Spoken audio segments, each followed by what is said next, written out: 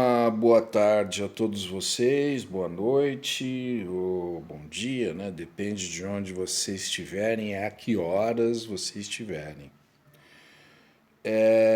A situação é a seguinte: nós vamos falar hoje sobre o que nós chamamos, ou o que é chamado de arte primitiva. A arte primitiva, ela é caracterizada como a arte que é feita pelas pessoas que se recusam, né, ou ignoram a academia de arte. Né? Então, por exemplo, os sistemas são pessoas que não fazem uma escola de arte necessariamente. São pessoas que não obedecem, por exemplo, a perspectiva, que são coisas que você aprende na escola de arte, a perspectiva, ou na academia, né? Ou a questão de observar as corretas proporções do corpo humano, a questão da teoria da cor, a questão do escorço, do sombreamento, do volume, ou questão da composição. São pessoas que trabalham à margem, né, dessa questão da academia. Eu acho muito legal isso, né, porque são pessoas autodidatas e que começam a trabalhar, começam a desenhar, a pintar, a esculpir, né, sem se preocuparem se estão fazendo certo ou errado, né? Então, o bacana disso é que não existe um certo e errado na arte. A arte, ela não pertence só a um grupo, né, que é esse pessoal da academia, o pessoal que fez a escola de artes plásticas ou de belas artes, né? A arte pertence a todo mundo. Por que vocês não podem praticar a arte? Assim como vocês dançam, né? Você não precisa ser um bailarino profissional necessariamente, né? Ou você pode ser até profissional, né? Sem passar necessariamente por uma escola de dança. Na arte acontece a mesma coisa, as pessoas elas podem praticar arte, né? E nós tivemos grandíssimos artistas primitivos, né? Que também são chamados de ingênuos. Né? Eu não gosto muito dessa palavra ingênuo. Né? Parece que é pessoa ingênua, não necessariamente. Né? Tem também a palavra naif, que vem do francês e que significa a mesma coisa, né? Arte naif. Eu não sou muito chegado nessas palavras. Né? As pessoas que fazem a arte desse jeito, elas podem ser grandes artistas. Né? Então nós tivemos, na história da arte, nós tivemos grandes artistas primitivos, como é o caso do Rousseau, né? Artista francês, né? Amigo lá dos impressionistas. Né? Ele é do século XIX, né? Acho que ele foi o primeiro artista que foi um pouco nessa onda, né? Talvez não o primeiro, né? Porque eu acho que no Renascimento e na Idade Média você já tinha artistas que não ligavam, né, para perspectiva ou para proporção. Então acho que talvez a gente já tenha há muito tempo esse tipo de arte. De qualquer forma, né, o Rousseau ele revalorizou, né, a arte desse tipo. E aí você foi tendo, ao longo do tempo, artistas que foram se deixando influenciar também por esse tipo de arte. Então é o caso do Picasso. Pablo Picasso é um artista que se deixou influenciar, né? Ele é o grande, ele é o maior, considerado um dos maiores gênios da arte de todos os tempos, pintor do século XX. Outro artista é o Jean Dubuffet, né? Um artista francês. escreve, né? Tem muitos escritos teóricos defendendo, né, os artistas primitivos. No Brasil, a gente teve muitos artistas primitivos brilhantes e artistas que se influenciaram por esse tipo de arte, como a própria Tarsila do Amaral. Vocês podem ver que na arte dela ela está ignorando a questão da proporção, né? E ela gosta da questão da singeleza, da simplicidade, das cores vibrantes, né? Que são características da arte primitiva.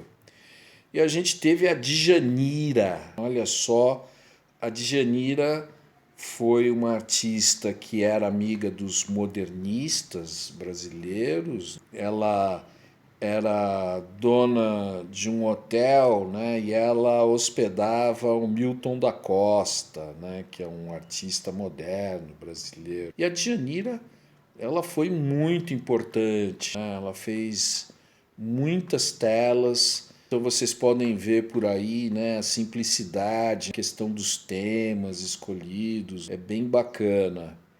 Outro artista, né, que eu pessoalmente gosto muito é o Chico da Silva.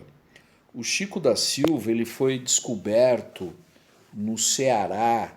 Ele pintava as casas abandonadas dos retirantes, né? Então, quando faltava água lá no Nordeste, o pessoal já não tinha mais o que comer, não tinha mais água, eles abandonavam, as famílias inteiras abandonavam as suas casas e vinham caminhando em direção ao sul, né, ao sudeste. Então essas casas abandonadas, o Chico da Silva ele chegava lá e ficava pintando nas paredes os galos gigantes, uns galos de briga, uns peixes, umas figuras assim impressionantes.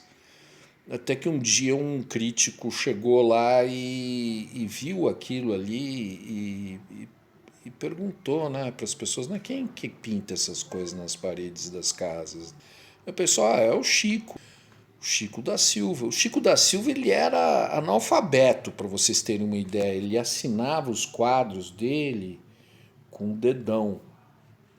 E ele foi, né? Então ele foi levado por esse crítico para o Rio de Janeiro. Lá no Rio de Janeiro, o Chico da Silva foi orientado a pintar em telas e as telas dele começaram a entrar no mercado de arte e não tinha nada igual, nunca ninguém tinha visto nada igual às pinturas do Chico da Silva no mercado de arte e foi um boom, né? Ele começou a vender tela pra caramba, o preço das telas dele subiu e ele chegou a ganhar prêmio na Bienal de Veneza.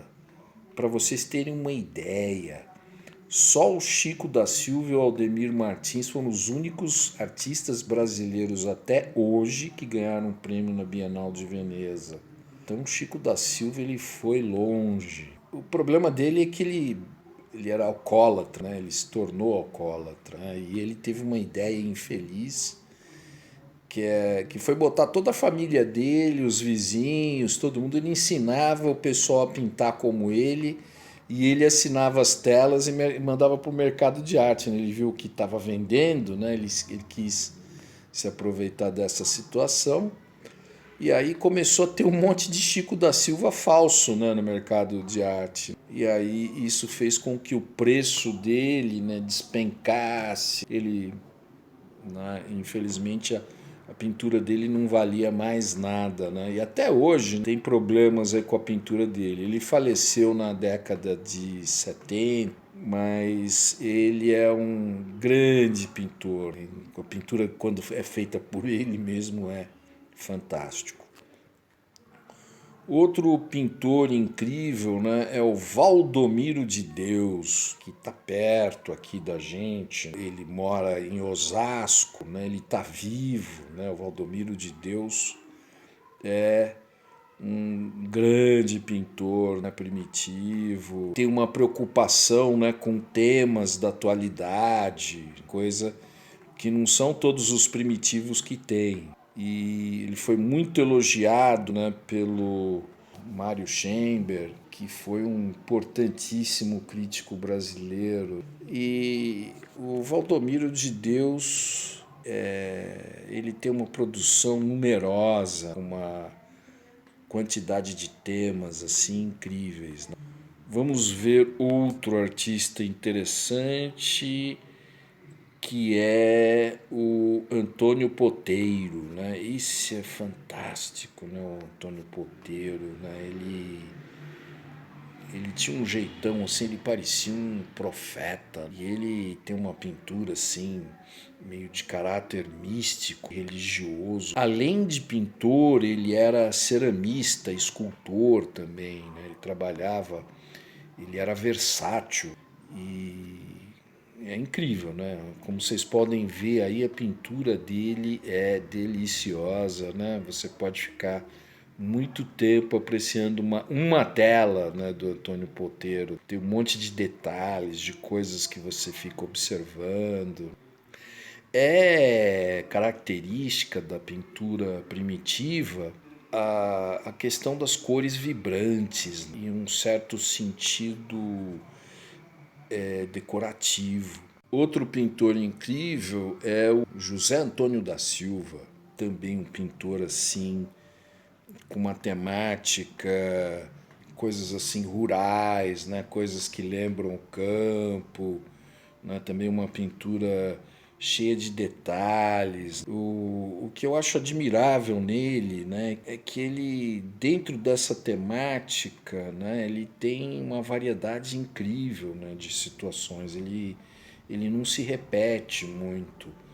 Normalmente os pintores primitivos, né, eles se repetem um pouco, né? Às vezes mudam as cores, né, mas o desenho é o mesmo, né? Eles reaproveitam os desenhos. O Antônio da Silva ele não se repete muito, né? Ele faz paisagens que são diferentes, figuras humanas que são diferentes. Vocês podem ver aí que o artista ele não tem a preocupação mesmo, né, de que as formas e as figuras pareçam as figuras reais, né? Isso não importa. E não importa mesmo. É verdade, sabe? Um artista ele pode pintar desse jeito. É sensacional, é bonito pra caramba. Vejam aqui outro cara genial chamado Heitor dos Prazeres, né? Um pintor carioca que, além do mais, era um sambista também. Era um cara versátil, sambista e pintor, músico e pintor, né? Que nem eu sou. E ele gostava, ele foi criado na favela, né, do Rio de Janeiro, naquele ambiente do samba, das escolas de samba. Então a pintura dele faz referência a essa coisa musical, não é uma pintura musical, onde todo mundo dança, tem festa, né? Tem um monte de festa, é muito colorido, é muito vibrante. O Heitor dos Prazeres, que é outro digno membro, né, dessa pintura primitiva. Não poderíamos deixar de falar do mestre Vitalino, artista de Pernambuco, de Caruaru. Foi um artista que fazia, né, desde criança, né, modelagens em barro, fazia os seus brinquedinhos de barro. E ele continuou fazendo isso até que ele foi convidado a participar de uma exposição no Rio de Janeiro, e aí ele começou a fazer sucesso, né? E aí ele viajou pelo mundo inteiro, suas obras foram expostas na Suíça, na França, e ele continuou fazendo a arte dele, né? E conseguiu criar uma série de discípulos, né, que continuaram fazendo o tipo de arte que ele fazia lá em Caruaru. A casa dele, né, virou uma espécie de museu, casa do mestre Vitalino, lá em Caruaru. Para vocês terem uma ideia, até as escolas de samba do Rio de Janeiro já o homenagearam com carnaval, né, com samba enredo. E ele é um sujeito bastante conhecido, e mesmo depois que ele morreu, né, a fama dele continuou se espalhando e os seus discípulos também foram famosos. E um monte de gente trabalhou, né, fazendo obras parecidas com as dele. Viram só? Agora vocês continuam achando que a arte ela só é para gente especialista, que sabe desenhar perspectiva, que sabe fazer desenho de proporção, essas coisas? Não, a arte é para todo mundo. Então, eu convido vocês, né, a fazerem uns desenhos, né? Façam desenhos aí.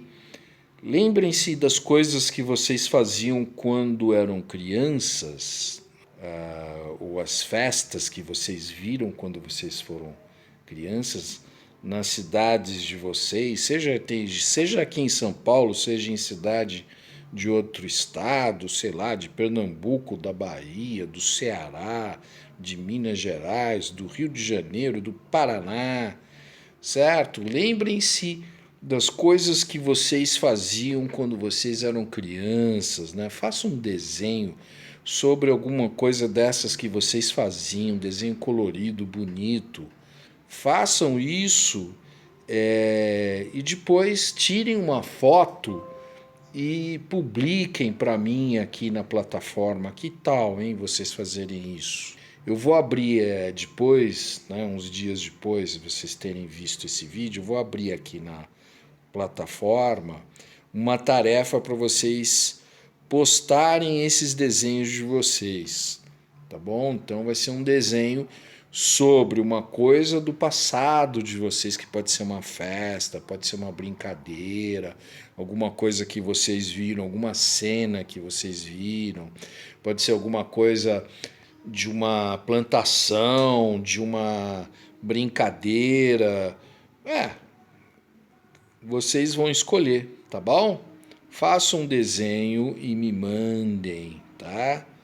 Um abraço grande para vocês todos.